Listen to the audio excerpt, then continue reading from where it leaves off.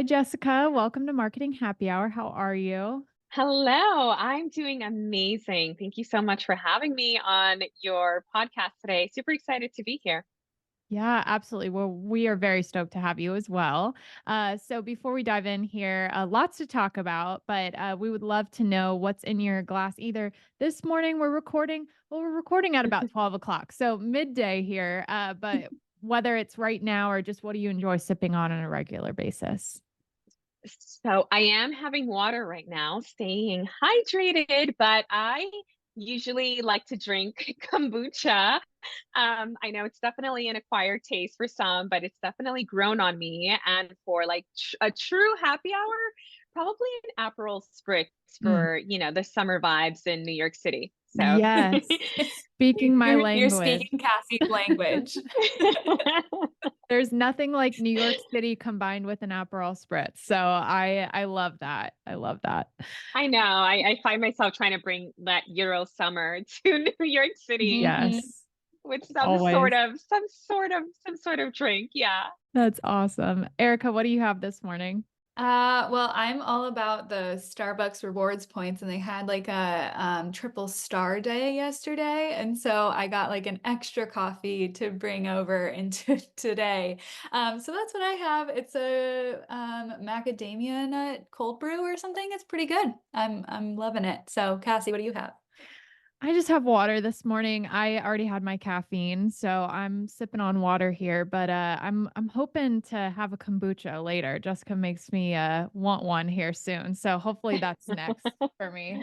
Yeah. Love that. We're so excited to chat with you, like Cassie said. But before we dive in, could you just give us a bit of information around your background and kind of your journey as a creator?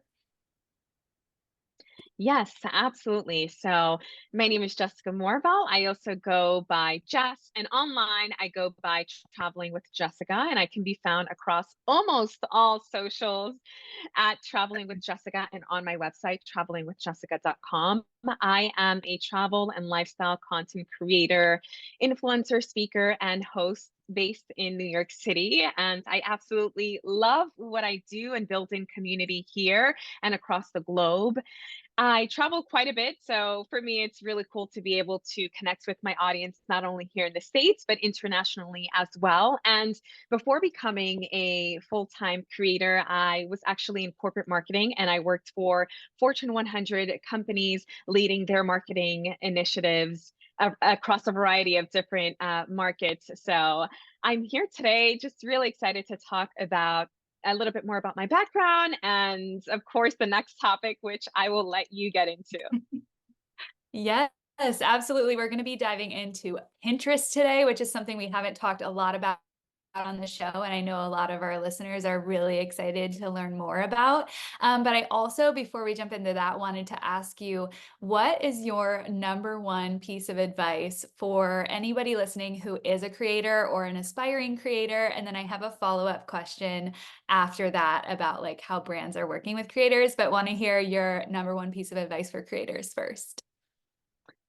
My number one piece of advice for creators is to honestly love what you do. The saying, if you love what you do, you'll never work in your life rings very true.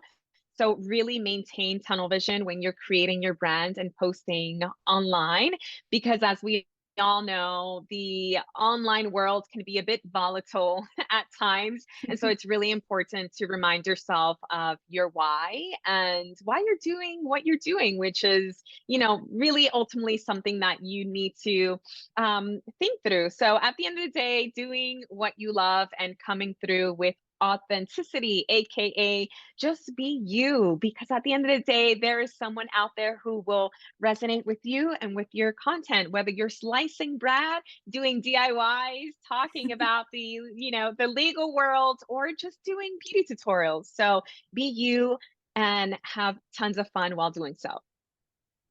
Love that. That's so encouraging. I really appreciate you sharing that. And then I Mhm. also have a question around, what's your best piece of advice for brands who are either working with creators currently or looking to work with creators? How can they best make sure that that relationship is a long one and a smooth one? Yeah, absolutely. For brands looking to work with creators, I think it's really important to work with creators whose style matches your brand. So be very clear from the get go about your intentions, your goals, and expectations.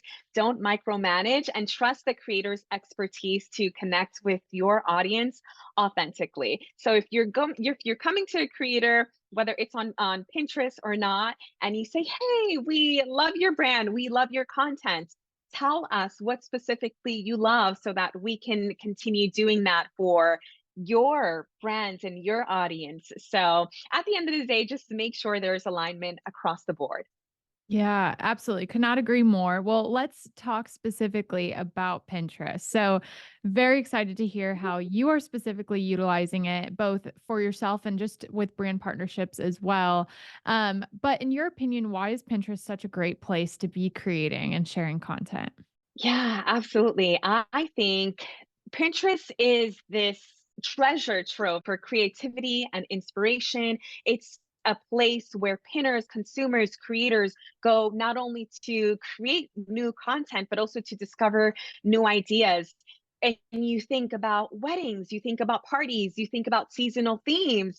A lot of folks are running to Pinterest to create boards and save these ideas that they can either replicate later or get inspiration from, which honestly makes it pretty great for showcasing not only your content from a creator perspective, but also reaching an engaged audience, but also from a consumer perspective, being able to find inspiration. So, those are just some of the reasons why I think Pinterest is such a great place to be creating and sharing content and consuming content.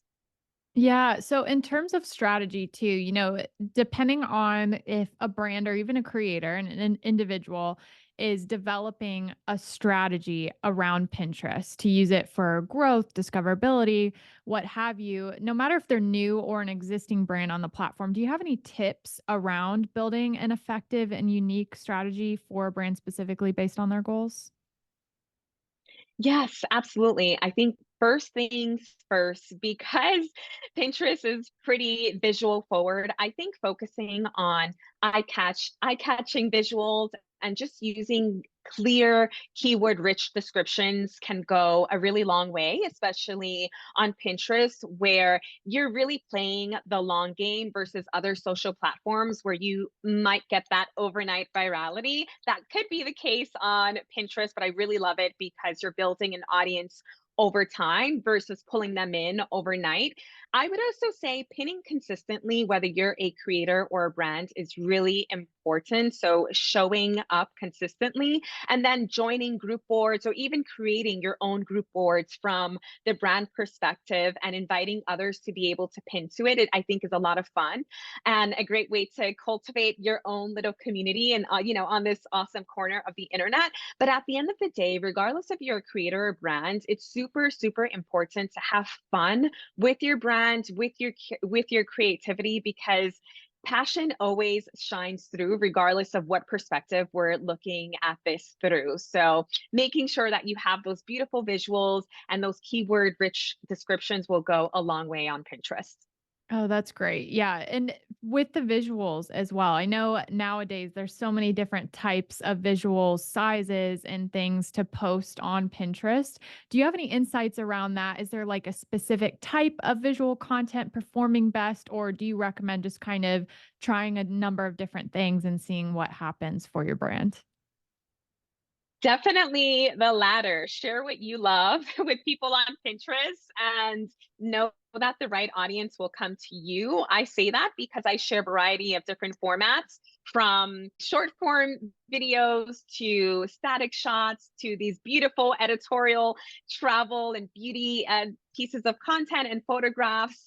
So I would say really test and learn is what I would say. Test and figure out what works for you. But I will always say that visuals like photographs and high quality images will always perform pretty well, especially the ones that really lean into the evergreen sphere. Yeah, for sure. No, that's great advice. And I'm curious too, on a profile standpoint, kind of how do you optimize your profile for discoverability there as well? Obviously there's individual post discoverability, but just to get your page kind of seen and out there, is there anything that you recommend doing on that front for that discoverability? Yes, I think we all love like a good, catchy profile picture. So whatever image you choose, make sure that it aligns with your brand identity. And if you're a creator, make sure that it matches your personality because we want to see that. So maybe that's an avatar, or maybe it's you, or maybe it's your brand logo, but using a professional, catchy profile picture, whatever that means to you, will go a long way. But also making sure that you have a keyword rich bio. Like any other platform, if you're a creator, you want to make sure you have an email on there or a contact button so brands know how to get in touch with you. But this honestly applies for almost every other platform out there. What I would also say for anyone who's looking to optimize their profile on Pinterest is to organize your boards with clear titles and descriptions. And I honestly cannot say this enough. You want folks to be pinners and just consumers to be able to easily find your content and be able to easily go through your boards to find what they're looking for, whether it's beauty, travel, weddings, etc. But also, whenever you're pinning, remember to make sure that your pins link back to high quality content. So you want to keep it fresh and engaging. And when you're linking, it's really up to you to figure out what you want to link to. That might be, your affiliate, and you might want to sell a product, or you might want to drive traffic to your website, or you might want to drive traffic to your Instagram or your TikTok. So just remember to do that as you're pinning content, whether it's video or short form content or really cute quotes on Pinterest. And don't forget to use the tags. Sometimes I think folks might forget, and I only say this because I used to forget at the very beginning of my Pinterest career. I would forget to use the tags. So make sure that you're including, keywords in there, not only in your title, your description, but also be sure to use the tags that you'll find on the both mobile app version and desktop version of Pinterest to really help with the reach of your content on the platform. Yes, great advice. And a lot of people use Pinterest. Pinterest has these great search capabilities. And so when you have Mm, optimized your content that way, people can more easily find you. So I love those tips. That's great. yes. And then I want to know, for brand marketing teams that might be listening, how can they really best utilize Pinterest? What is the typical Pinterest user looking for, and how can brands step into that platform and provide value to them? You mentioned it a little bit of that high quality content and everything like that, but is there anything else that you would recommend brands do? Because I think a lot of brands just kind of throw up whatever content that's on their other platforms onto Pinterest and hope for the best. What do you think is working really well for brands on the platform? Yeah, absolutely.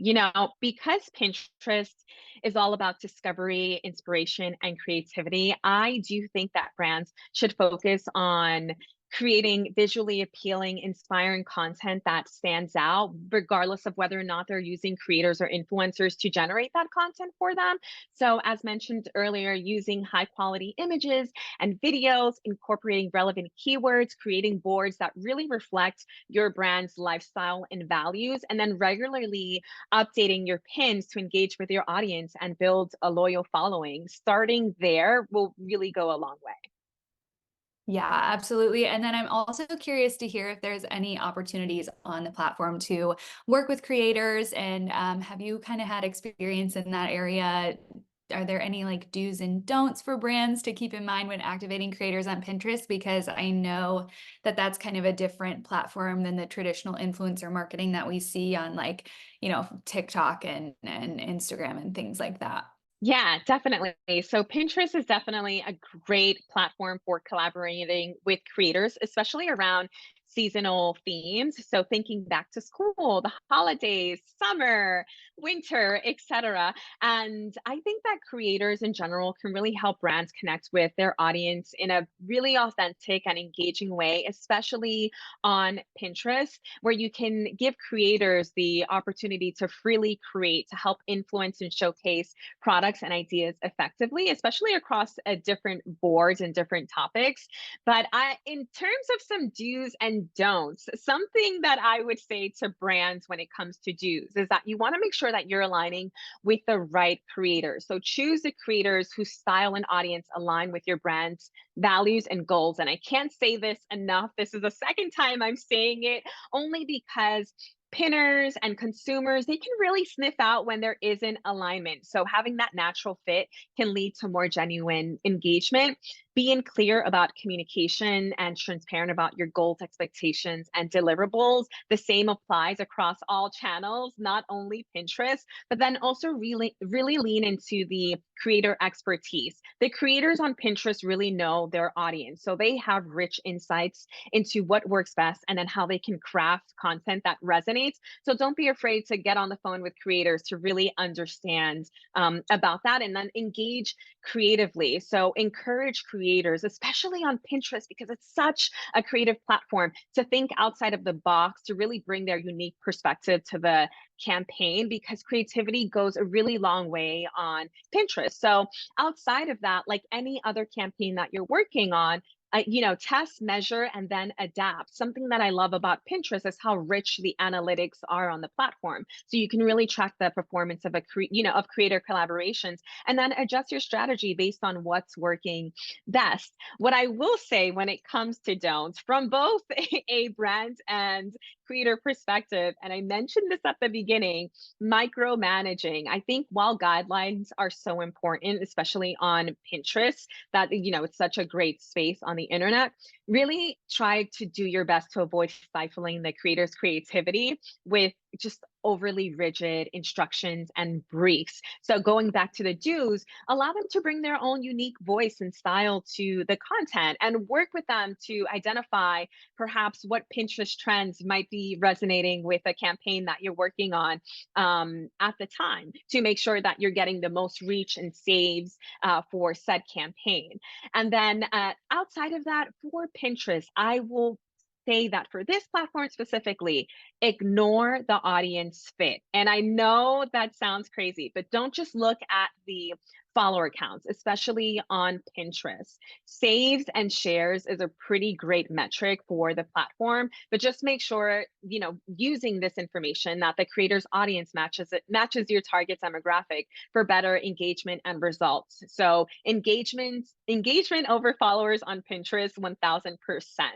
And beyond that, like I mentioned earlier, definitely don't overlook don't overlook authenticity, because for just forced or overly promotional ad-like content is a little bit of a turnoff, especially on a platform like Pinterest, where it's meant to be fun and creative, and people are going there again for inspiration. So really trust the creator to create that high impact content on the platform.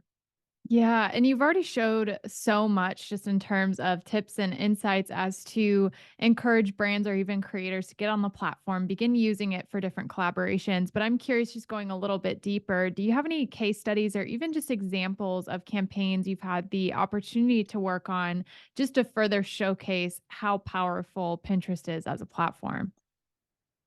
Oh, yes, I love this question. I absolutely 1000%.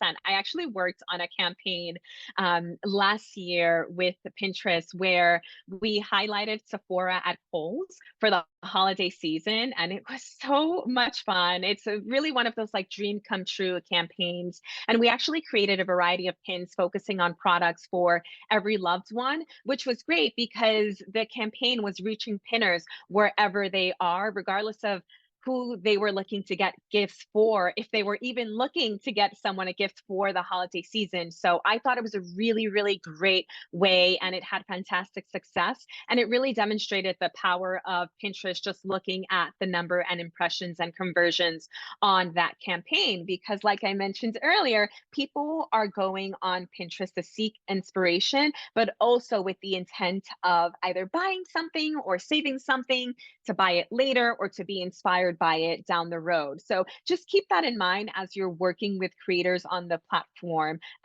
because keeping that in mind for this campaign really led to long-term success with it. But that's an example of one of the campaigns that I worked on with Pinterest. I love that you mentioned that people are going on Pinterest with the intent to buy. I think that's a very unique audience that's looking at the platform. So always good to reiterate that. But we are moving on to the final question, which is one of our favorites that we ask on the show. And that is just, what do you know now that you wish you knew earlier on in your career? Or I guess we can spin it too to like earlier on in your creator journey. Mhm.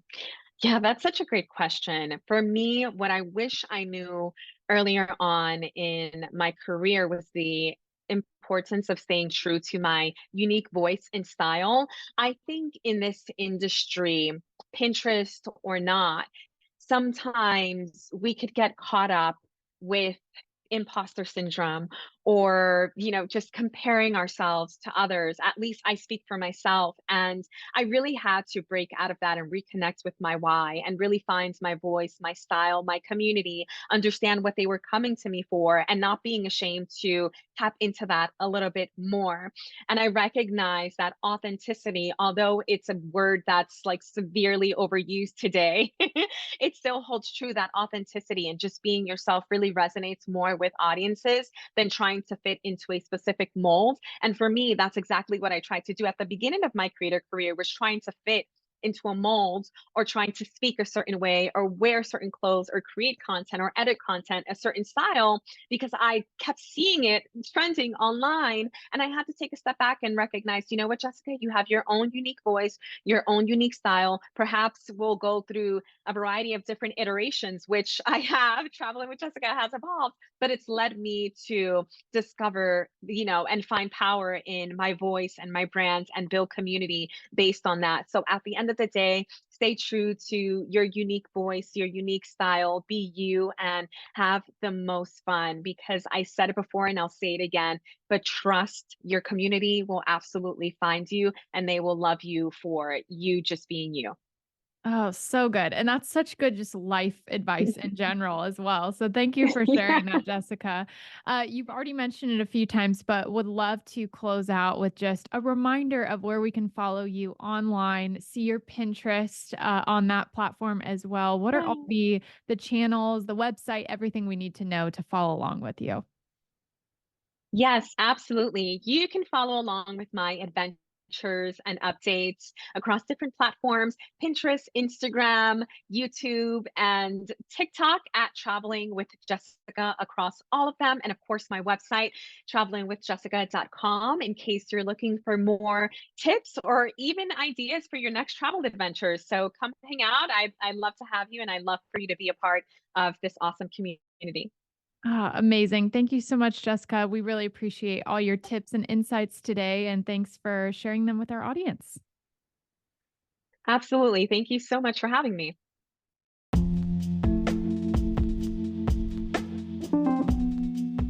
Thank you so much for listening to this episode of the Marketing Happy Hour podcast. If you enjoyed this episode, please remember to subscribe, rate, and leave a review on your favorite podcast platform. If you want more of Marketing Happy Hour but don't know where to start, we invite you to download our free Marketing Happy Hour starter kit at marketinghappyhr.com/starter-kit. This interactive magazine-style PDF walks through who we are, includes helpful resources like a marketing term glossary and the printable daily planner sheet that we actually use ourselves, and contains clickable links to our episode recommendations by subject area. Not to mention all the fun extras like a quiz, the link to our Marketing Happy Hour Insiders Facebook group, a word search, a playlist, a goal-setting guide, content inspo by month, and more. It's our hope that you'll dive into this resource and walk away more confident in your career journey with a group of industry pals that you can lean on for advice and support. Snag your free starter kit today at marketinghappyhr.com/starter-kit for all of the info you need to become a Marketing Happy Hour insider.